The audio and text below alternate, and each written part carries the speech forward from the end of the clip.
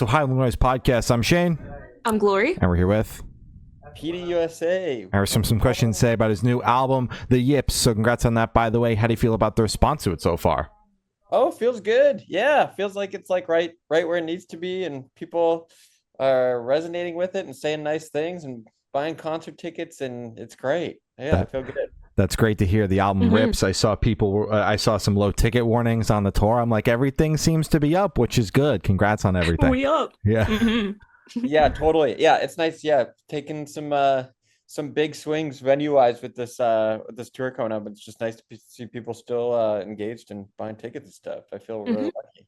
That's great. Are you doing anything different with the show this time around that could stoke people out and maybe move them to buy tickets, or is it just what they can what can they expect basically is what I'm asking. Well, I mean, it's really exciting because I have 3 full-length albums out now, so I just have like more tunes to choose from, and it just allows me to curate the set in a way that feels more intentional and really fun and pull. And like now I have like old songs for like Real Heads and stuff, and like I don't know, just being able to curate the set more to make it really fun. Like there's definitely not any like there's like energy dips, but not in a filler way, you know what I mean? So yeah, just like having 3 albums out is cool. And we're gonna do some fun set design and kind of build a world around it. And Alex Cameron's opening. He's like one of my favorite artists of all time. So it's gonna be awesome. It's gonna be the best one yet. Hell yeah, I love it. That's great. So is there any meaning behind the album title or cover art? Yeah, so the yips is like a sports term when you're sort of you kind of lose it. So you can be performing at a really high level for a really long time, and then all of a sudden just like mentally you kind of forget what you're doing and you forget how to do it. So it happens a lot with like pitchers or basketball players who can't shoot a free throw anymore, or just stuff like that. And so this is sort of like applying that concept to like everyday life, and just sort of like a mental hiccup or a misstep that just sort of freaks you out and puts you in a bad place. So you end up going to the bar, and in this case the bar is called the Yips Saloon, and you sort of have a couple beers and try and level yourself out and figure it out. But yeah, that's sort of the general idea behind it. Makes sense. All right. Yeah. So can you tell us a little bit about the writing process for the album? Yeah, the writing process was mostly on the road. Like my album cycle last year for USA, the touring of it got extended because I got a bunch of support dates after the headlining tour. So in the time was I was expecting to be home writing it, I was actually on the road. And that was really nice. The limitations of like the time and space in which I could write was actually good for me, because I'm really good with sort of like strict assignments and limitations and barriers and stuff. So it was nice to be able to write on the road and then get back into it, but get back into the studio. I recorded it with Chris Walla, formerly of Death Cab for Cuties, one of my recording and just guitar playing idols. So that was really great. It was really fun. That's wonderful. That's dope. Was this your first time around getting to write on the road, or is it something that you do frequently? Yeah, it was the first time around for that. I recorded my first album and wrote and recorded my first album while COVID was going on, so no touring was happening. And then I only did a few, maybe like 2 weeks of touring, maybe 3 weeks of touring total for that first album cycle. And then I signed with a new label and had a lot of time to do my second album, and then toured that a lot. And so yeah, this was my first time writing on the road, because just everything got busier in a good way. So yeah, it was cool. Yeah. And I know you said you ultimately flourished in this newfound environment that you found yourself in writing on the road, but was there any sort of learning curve or struggle in the beginning, or was it just like, this is what I got to do and I'm succeeding? It was, this is what I got to do. It's just, I don't really have a method. Like I don't really have any like tried and true methods. I don't really have like things that work for me every time. There's some songs that I write in like 5 minutes, and there's some songs that take a couple months to write. There's a lot of like lyrical ideas that have many different instrumental homes before I land on something, and sometimes it just arrives all at once. So it really depends on the day, what I'm doing, And sometimes like, really good, like holistic, sort of meditative, good health practices really benefit me a lot in the writing process. And then also sometimes some really bad stuff, like getting drunk by myself and like smoking cigarettes and stuff and doing bad things really help the writing process. So I don't really know, but it was nice to not have a choice in this case. I'm always kind of like down to do whatever the universe sends my way. That makes sense. And I'm curious, just to get the scope on things, when did the writing process like officially start? When did you have masters in hand? Rough dates don't have to be exact, but like I said, just to get an idea how long it took. Writing process and just general like idea forming started in like September of last year. And I think, yeah, we turned in the album by May, so it was pretty quick. Damn. And yeah, quick turnaround. And now I'm going on the road end of September. So yeah, I like to keep things moving fast. It's my job. Like I like to, I'm supposed to write songs, so I'm gonna write songs. Yeah. That's how you keep bread on the table. Yeah. So, what song off the album took the longest to write, and which one is your personal favorite? What song took the longest to write? I'll start with my personal favorite, which is Model Train Town. That one to me just sort of like came together all at once. I had the lyrical idea, which I wrote that on the beach in Chicago, and it took me about 10 minutes. I just kind of like came to me all at once, and I wrote it, and I was sort of like looking for an instrumental home. And while we were sound checking, my bass player played this bass riff that I really, really liked. And I was just like, what is that? And he was just like, I was just screwing around. And then I went into my computer and sort of did the synth version of that bass line, and that became like the main synth patch for that song. And I found the lyrics that I had written. I was like, oh, damn, this is perfect. And I just love the idea of it. I think it's really true to me. I think it's really true to a lot of people. It makes sense as a story to me. But yeah, the ones that come to me all at once generally tend to be my favorite. So that one, yeah, Model Train Town, definitely. The one that took the longest to write was the Yips. That was the title track on it. And it kind of came after, because I knew I wanted to name the album the Yips. And so we all just agreed it'd be great to have a song for the title track. And I just wanted to give it like the right home. I knew it was going to be a really important track for the record. I just wanted to nail it. So it took me a while to figure out sort of which genre, which references, which influences to pull from. But we kind of landed on this fun little yacht rock type thing with the saxophone solo, and I'm really proud of it. I love it. I love playing that one. I love listening to it. It was really fun to make too. Hell yeah. Perfection. So how did the track list of the album come about? Did you write the opener be the opener, close be a closer, shuffle around and see what fits? What was that process like? That process was pretty random. So the album is not meant to be taken in lyrically in sort of chronological order from one individual point of view. It's a lot of different people's stories, maybe 3 or 4 different character stories intermixed into one album. It's supposed to be like sporadic conversations around this dive bar.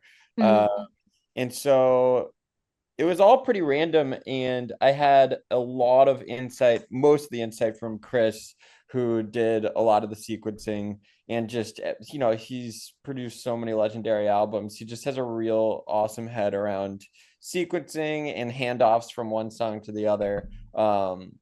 And he came up with a track list that I couldn't even conceptualize at the time. And then the more I spent time with it, I was like, damn, this is really, really special.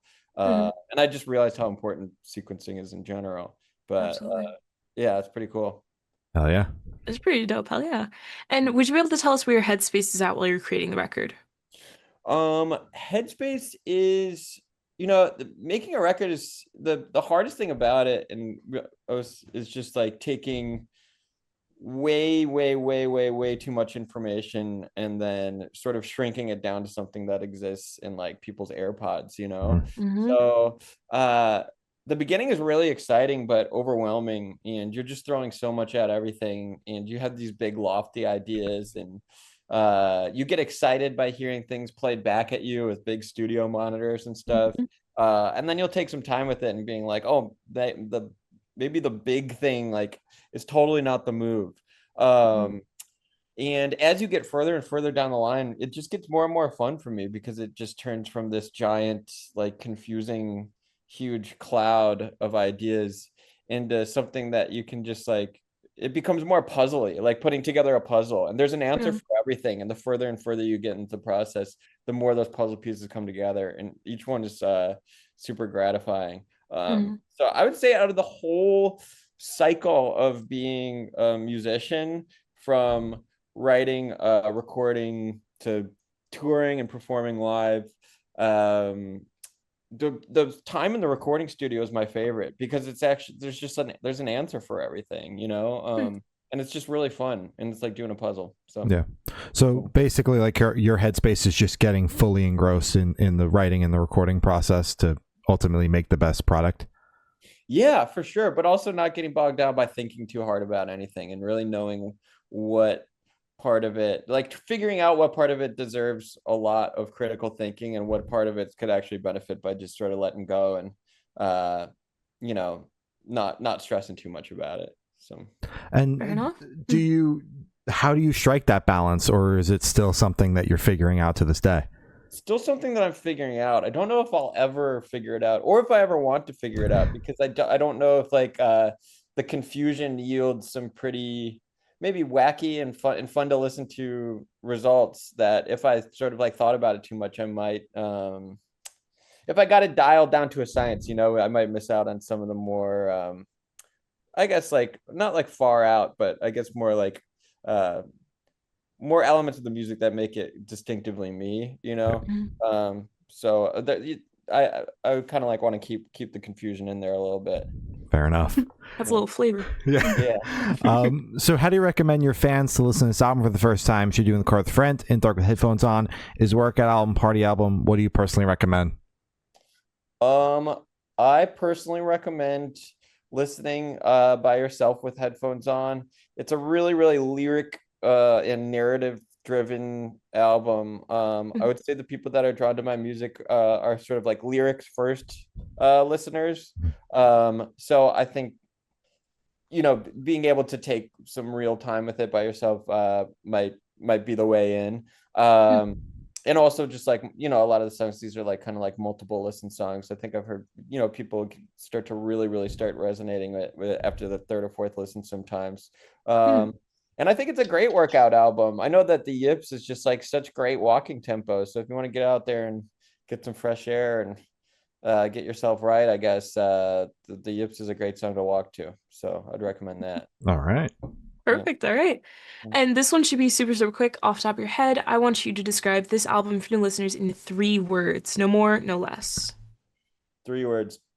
Fun, devastating, and hilarious.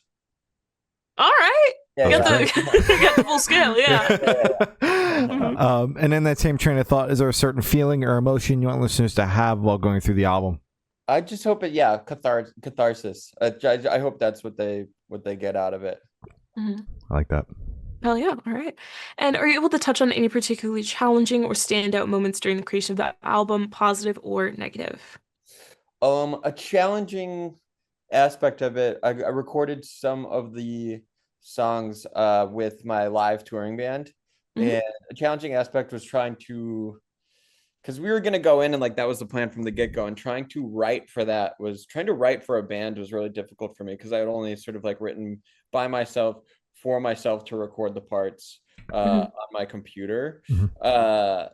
And so thinking about how like the band elements for recording and having to like get that dialed beforehand was really difficult for me. And yeah, that was super challenging because yeah, before I just sort of, it was just been myself in the studio, and it kind of like took the pressure off. And yeah, so I did that for like half the album. Then for the other half of the album, I sort of just like went in and did it the old way. Uh, and realized that's kind of like what works, just sort of like a patchwork quilt of a whole bunch of different methods. But Mhm. yeah, writing with a bunch of doing stuff with a bunch of people is difficult. But yeah. What made you decide this time around to want to open up the creative process to other people and your live band? Well, basically, so I'd recorded a couple records with producers, but I was sort of the only one doing the instrument stuff.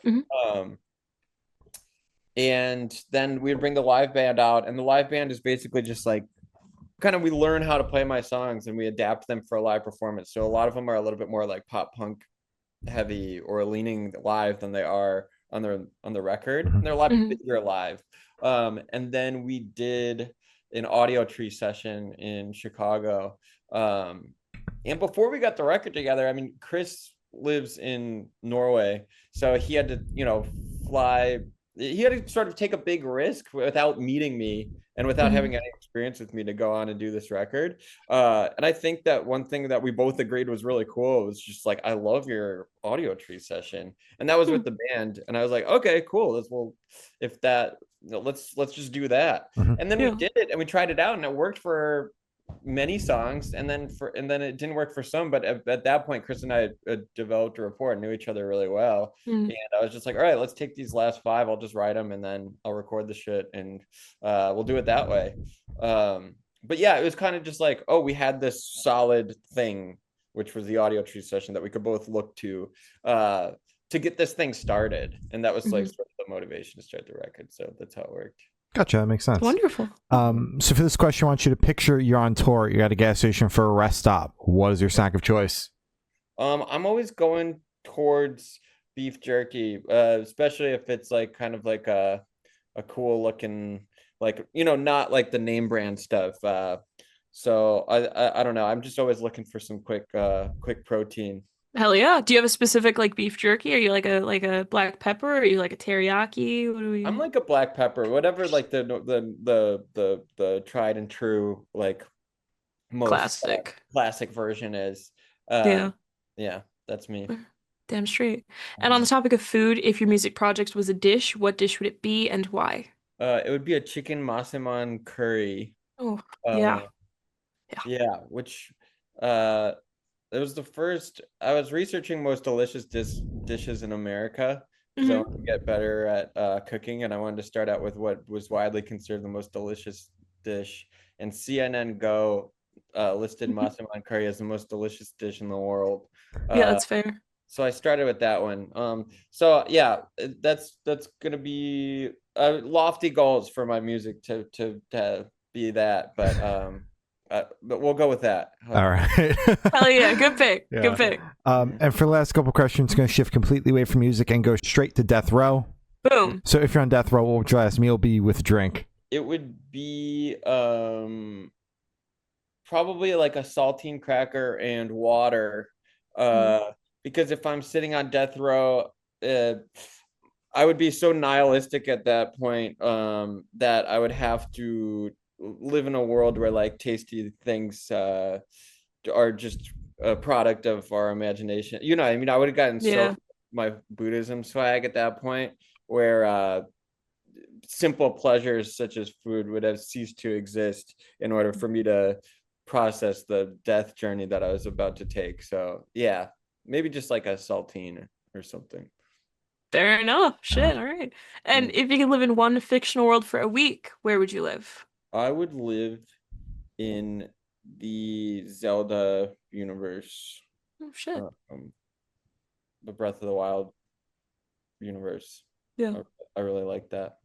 That sounds dope. Yeah. And I've thought of asking the last question. Every single person we've spoken to have said that it is the most important question. What is your favorite color? My favorite color is forest green. Ooh. Hell yeah. Lovely. Yeah. Lovely. Good pick. Awesome. So as I said, that's all the questions we have today. Is there anything that you would like to plug? Yeah, I've got my new album. If you haven't heard it, it's called the Yips. People are seeming to really enjoy it. And this tour coming up, yeah, we got concert tickets on sale and it's going to be really fun. I mean, I like the shows are fun. That's what I've heard from people. You can hear it in the audience. You can see it. It's a one big, cool, fun community. If you haven't seen it yet, come be a part of it. It's really great. We're pretty much hitting every major city. And yeah, it's going to be awesome. Alex Cameron's opening. So excited. Give me a sec. Hell yeah. Damn straight. All right. Well, thank you. It's been Petey USA, and we have been the Good Noise Podcast.